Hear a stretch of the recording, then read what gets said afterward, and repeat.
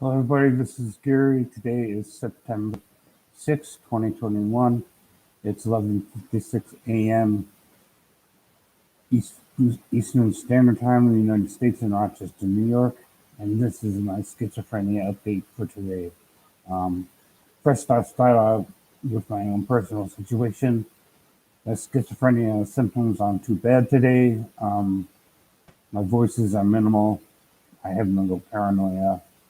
My anxiety is pretty low. My depression is pretty low. My paranoia is pretty low. I'm functioning pretty well today. Um, so there's not much to report about me personally. But what I wanted to talk about today was politics, news, and the mentally ill.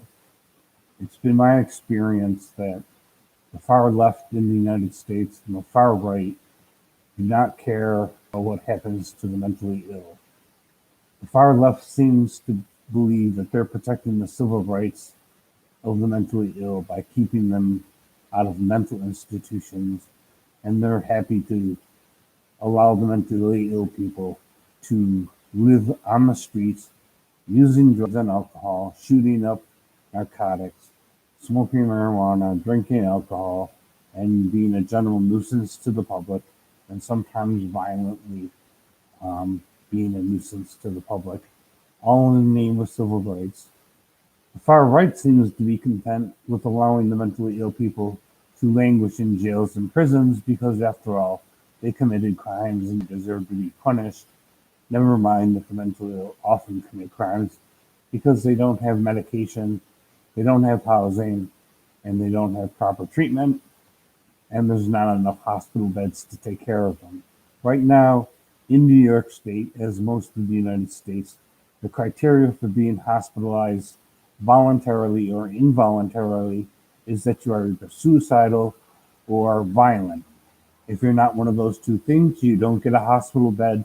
And even if you do get a hospital bed, you get it for about 2 weeks or less, and you end up back out on the streets or in prisons and jails. Um, and the far left and the far right are neither one of them are capable of helping the mentally ill. I have said before in previous videos that the problem of the mentally ill is not whether or not they're just violent or suicidal, but whether or not they can take care of themselves. In the old days, in the 40s and the 50s, if you were mentally ill and unable to take care of yourself, you were put in a mental institution. Now, I'm not advocating returning to the snake pits and the shitholes of the old state hospital systems that were closed down. Those hospitals had to be closed down, or at least they should have been changed internally with better staffing and better training. But at any rate, people in the old mental hospitals would sit in their own shit and urine and be naked most of the time and be treated absolutely horribly. That's one of the reasons that state mental hospitals were closed down over the past 60 years, starting in the 60s and lasting all the way up through the 90s. I know that I was in a state mental hospital in the 1980s, and which was Rochester Psychiatric Center in Rochester, New York. It was eventually closed, I believe, in 1998 as part of a decades-long deinstitutionalization process.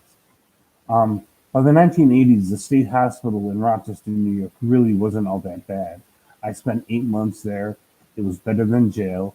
It was better than prison. I got 3 meals a day. I had a bed to sleep, and I got my medication. And eventually, I ended up in a group home, which is a staff situation in an unlocked facility that's staffed 24 hours a day, where the staff make sure you get your medications, meals, and you have certain responsibilities as a client to participate in cleaning the house and following certain rules, including not using drugs and alcohol, which they didn't really enforce because I went out every weekend and got drunk and used drugs anyways. And I would come home to the group home, and the staff knew that I was drunk or intoxicated or high, and they would still give me my night medications at 2 in the morning when I got home. Um, but anyways, the state hospitals and a lot of private hospitals in Rochester, New York, either closed or cut back on the number of psychiatric beds they had, and this led to a lot of homelessness for the mentally ill. Um, and homeless mentally ill people, sometimes not all of them, will become violent. They will commit a crime, whether it's robbery, rape, assault, whatever it might be, and they'll end up in jails and prisons.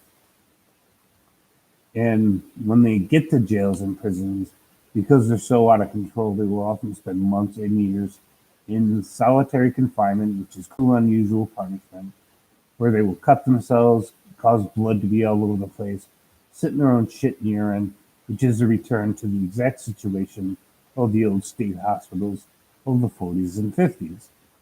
This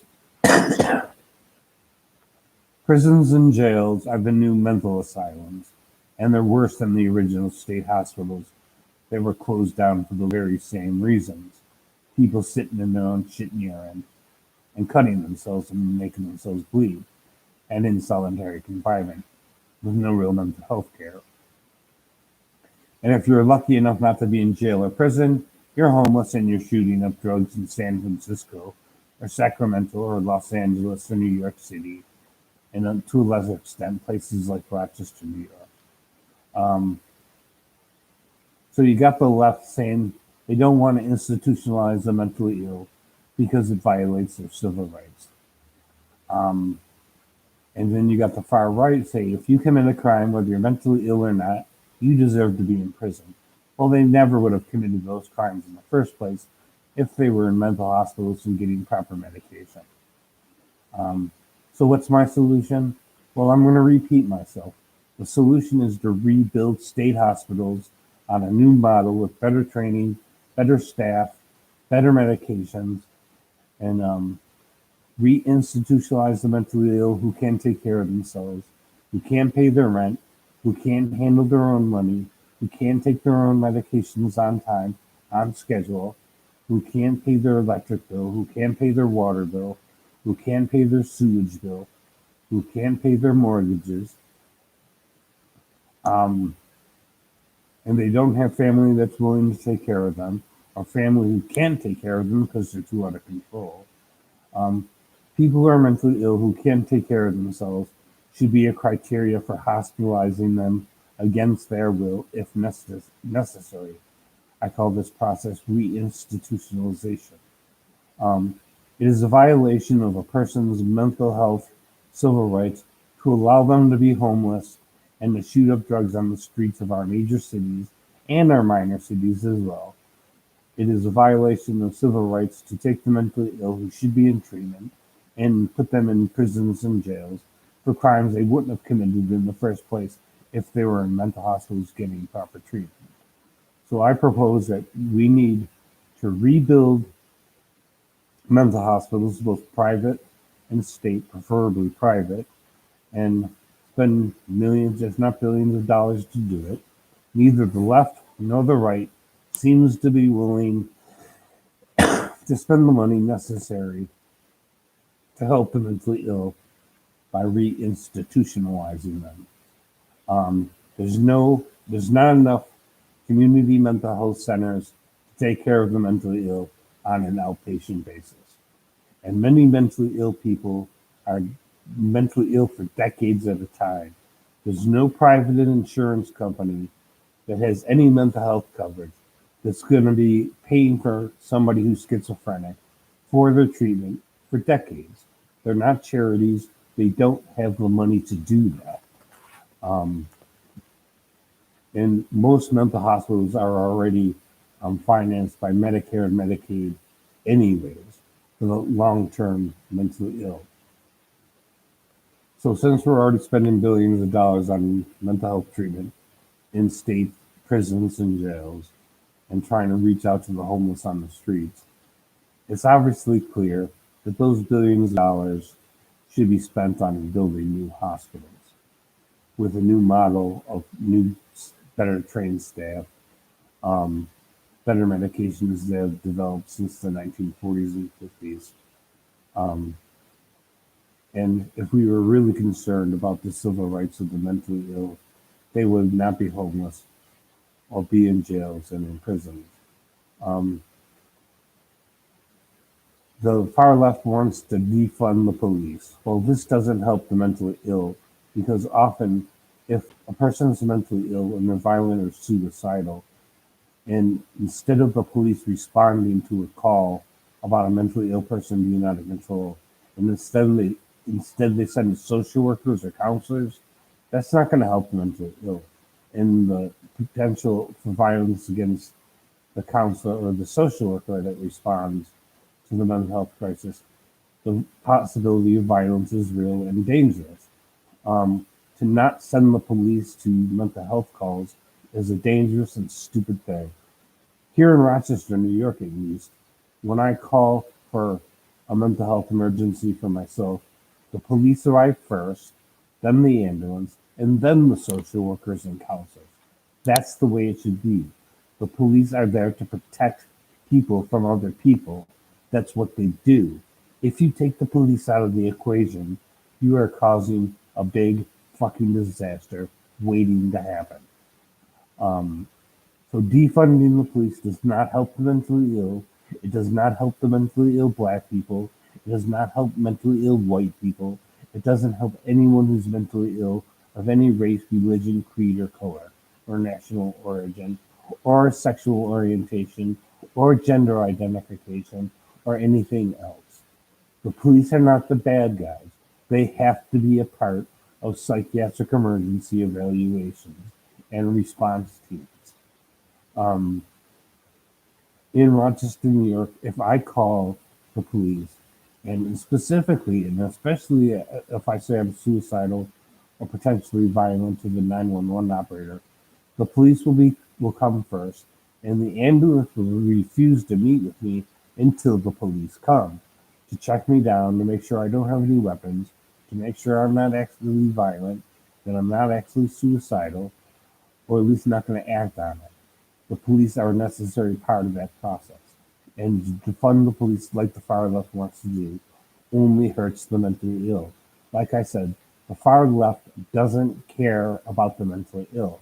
They only care about their ideology and their belief in civil rights for the mentally ill, which redefines itself as being homeless and the right to use intravenous drugs and leave needles all over the place and defecate on public sidewalks and urinate in alleyways. Um, the far right seems to believe that the churches should take care of the mentally ill right on the streets by giving them meals and making them Christians. Well, that actually doesn't help the mentally ill in the long term either.